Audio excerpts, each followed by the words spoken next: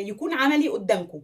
انا لو عندي جداريه زي كده هحسب طول الخيط ازاي؟ اولا ببدا من جوه لبره، مش ببدا من بره لجوه، ببدا من جوه هنا الاول. تمام. دي بالنسبه لنا عقده المربعه، عقده مربعه هي عاديه.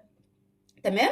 بالتبادل احنا واخدين ان العقده المربعه بنضرب في 6، ولكن لما يكون العقده المربعه فيها فواصل زي كده، فيها فراغات بالتبادل وفي مسافات ما بينهم، فهنضرب على كام؟ على حسب المسافات دي قريبه مش بعيده قوي، فهنضرب على 5. هنضرب على 5 مش هنضرب على 6. تمام.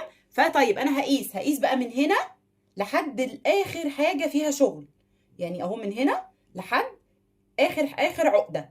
هنا الطول قد ايه؟ الطول هنا عندي 15 سنتي.